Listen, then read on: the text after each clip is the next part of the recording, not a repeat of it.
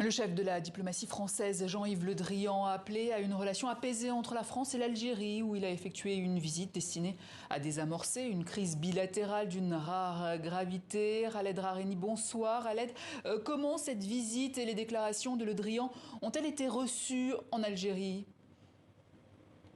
Déjà, c'était une visite surprise et surprenante. Elle n'a pas été annoncée. L'opinion publique algérienne et la presse a été prévenue à la dernière minute. C'est une visite qui était aussi attendue pour désamorcer une crise qui dure depuis plusieurs semaines déjà et les propos du président français Emmanuel Macron.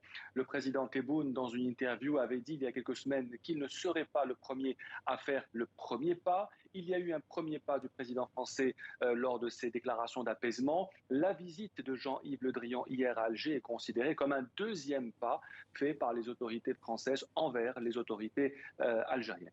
Jean-Yves Le Drian veut l'apaisement, donc, mais est-ce que le gouvernement algérien est prêt pour cela ?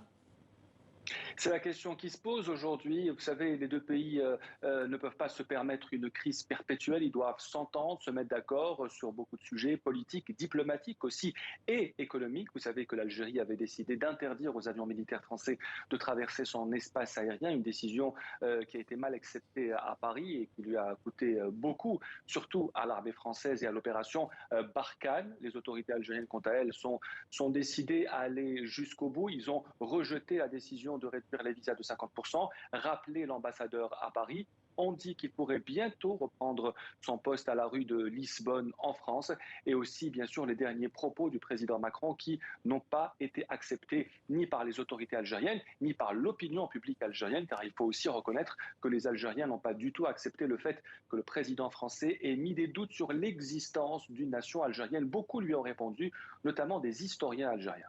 Du coup, Khaled, est-ce qu'on peut s'attendre à des mesures concrètes de la part des deux pays en vue d'une amélioration des relations sur la question des visas, par exemple, qui est importante pour les Algériens ? Très importante aujourd'hui. Vous savez que la France a décidé pour le Maroc aussi de réduire de 50% le nombre de visas accordés. Et croyez-moi, c'est une décision qui commence à se ressentir en Algérie. Énormément de cas de refus de visa et parfois chez des personnes importantes, que ce soit des étudiants, que ce soit des chefs d'entreprise, des médecins qui se voient refuser les visas.